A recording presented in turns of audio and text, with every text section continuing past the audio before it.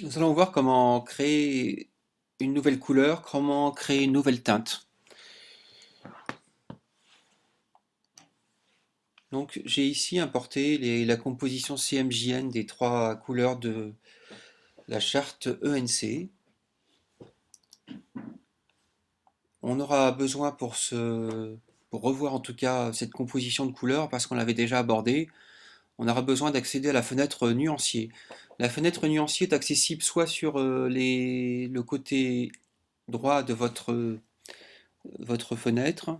Il s'agit de cette icône en forme de damier. Si vous ne la voyez pas, vous pouvez toujours aller dans la fenêtre, le menu fenêtre qui se trouve en haut, sous-menu couleur, nuancier. Une fois que la fenêtre nuancier est ouverte, comment on va pouvoir créer une nouvelle couleur? Alors je vous conseille d'utiliser la flèche noire, de cliquer sur la partie vide de votre document. Par défaut, pour les nuanciers, on est sur la couleur noire. Vous trouvez ici les options de fenêtre. Ces options de fenêtre sont présentes sur toutes les fenêtres d'InDesign, Illustrator ou Photoshop. Si je clique, j'ai la possibilité de créer une nouvelle couleur ou une nouvelle teinte. On va faire une nouvelle couleur. Et on va rentrer la composition CMJN du vert. Car vous l'avez constaté, j'ai déjà rentré le rose ENC et le bleu ENC. Pour entrer donc la composition, il suffit de surligner et de rentrer la valeur. Il se trouve que la valeur du vert est le 35. Il n'y a pas de magenta, donc 0. Il y a 100% de jaune. Il n'y a pas de noir, 0%. Si je fais OK tout de suite, ma couleur sera nommée selon sa valeur chromatique, à savoir sa composition en pourcentage. Je préfère la nommer de façon à la retrouver dans mon nuancier. Vous avez remarqué qu'en rentrant le nom d'une marque ou le nom euh, lié à la charte, ça me permet de l'organiser par ordre alphabétique. Alors attention, parfois, il y a eu des réglages préalables de teinte 100%. Voilà, c'est ça. J'avais des petits carrés qui étaient en teinte ici 20%. Je les remets en 100%. Si vous avez tracé des carrés, voilà. Donc là, ici, j'ai des carrés noirs. Donc, à savoir, un noir, ça veut dire 100%. Donc, des carrés noirs. Je vais en colorer un en vert charte. Voilà. Donc, vous remarquerez que j'ai bien la couleur qui correspond à celle de la charte. Je vous conseille toujours de décocher un objet avec la flèche noire, de cocher dans le vide pour créer vos nouvelles couleurs. Eh bien, ce que j'aimerais, c'est avoir aussi un vert plus clair, peut-être qui pourrait me servir à appliquer des fonds, mais qui reste dans l'esprit du vert de la charte. Pour cela, il vous suffit d'aller dans les options et de faire nouvelle teinte. Cette fois-ci, vous remarquerez que vous avez toujours, puisque vous étiez sur la couleur de la charte verte, vous avez toujours le nom de la charte, vous avez toujours la composition, mais là vous pouvez varier le pourcentage. Vous pourrez forcément faire plus clair, hein, pas moins clair. Essayons 20%, donc ce sera un vert très clair, et faisons OK. Vous avez remarqué que InDesign a créé une nouvelle couleur liée à la charte, et elle vous indique 20%, donc ce 20% est très clair. Essayons de voir ce que ça donne.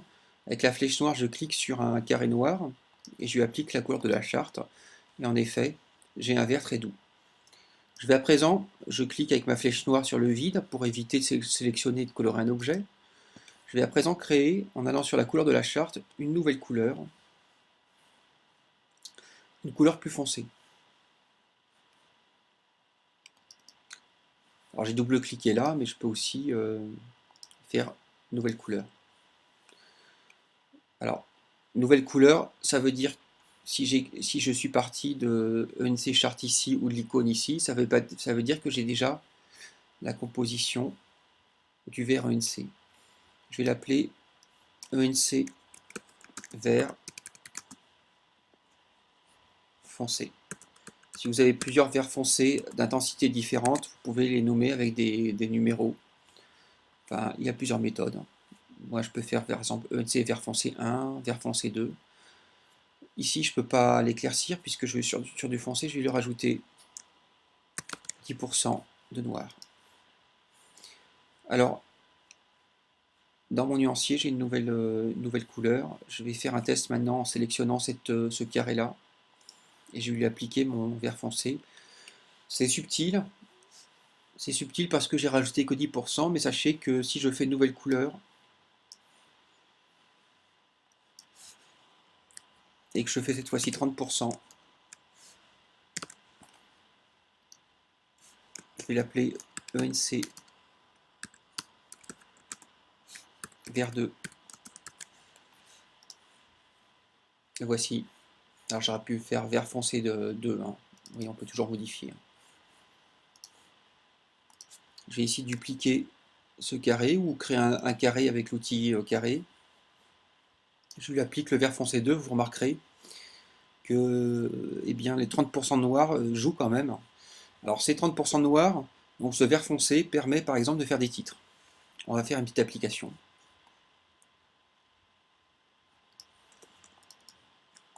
Pour le tableau déjà, donc votre tableau vous l'avez réalisé sur la page, la planche 1 de l'ENC. Je sélectionne toujours avec l'outil texte, puisque c'est l'outil texte qui me permet de sélectionner des cellules. C'est pareil que dans Word. Ici j'ai le fond qui était gris, je peux choisir le vert ou foncé ou le vert de la charte. Voilà, je clique ailleurs. Ouh là, je suis sur un vert. Si votre vert il est plus clair que prévu, c'est que en fait, pour une raison ou une autre, j'étais sur une teinte 20%. Donc vérifiez toujours que votre teinte est à 100%, c'est-à-dire dans sa pleine expression. Là, ça marche. Là, je vais faire un blanc, puisque comme ça, je vais faire un effet de vide. Donc fond, blanc. Ça marche. Ici, je vais essayer le vert clair. Donc, vous pouvez aller directement ici, hein, si vous voulez. Vous voyez, ça marche. Et sinon, vous allez dans les fonds ici, indiqués dans la palette de contrôle. Alors, ce vert-là m'a l'air un petit peu, pourquoi pas, hein, mais ça fait beaucoup de vert. Peut-être qu'on peut casser un peu les choses en travaillant sur un gris coloré. Ce sera peut-être un peu plus neutre, un peu plus agréable à lire. Alors, pour créer une nouvelle couleur, je fais une nouvelle couleur. Et j'ai choisi, pour faire un gris coloré, c'est pas compliqué. Vous mettez 0 partout. Vous mettez un petit peu de noir, je vais mettre 10%. Et après, vous voyez 5% dans les tons ici. Je vais mettre 5% de jaune. C'est très doux. Et je vais l'enregistrer d'ailleurs, cette couleur. Si vous avez oublié d'enregistrer votre couleur, vous pouvez toujours double-cliquer sur la couleur et l'ajouter à votre nuancier. Voilà. Je déclique et on va voir ce que ça donne. Donc ici, avec un 10% noir et 5% jaune, j'ai un joli gris coloré qui va un petit peu rompre avec les verts. Et je pense que ça peut être pas mal.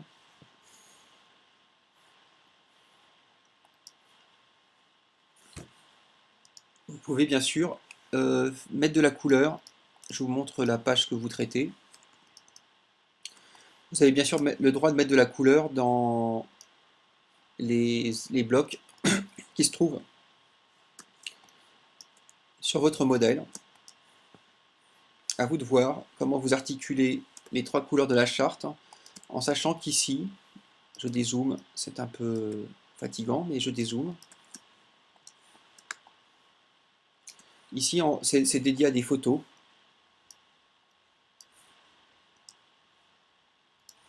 Voilà, le but du texte, normalement, il n'est pas là. Ces blocs sont dédiés à des photos. Et ces blocs-là sont dédiés aux couleurs de l'ENC. Donc, on sait que le vert, ça correspond dans le code à l'ENC, sachant que le rouge et le bleu c'est Greta Météor. Attention, si c'est très clair, il faut faire attention que ce ne soit pas 20%, voilà, c'est 100%. Et le rouge, c'est le CFA. Attention, je le mets en 100%. Ça y est. Voilà, donc vous pouvez vous entraîner à colorer certains éléments de votre maquette, c'est autorisé. Si vous n'arrivez pas par exemple à colorer cet élément-là, eh bien c'est parce que il est sûrement verrouillé sur son calque. Voilà, j'ai dû choisir le vert de la charte. Si ça vous paraît un peu clair, eh bien on peut choisir le vert foncé. Vous pouvez faire de même pour le titrage. Et si voilà, ce vert est pas mal, vous voyez que le fait d'avoir plusieurs verts liés à la charte permet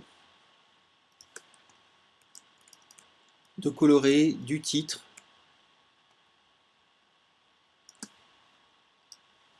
et des blocs.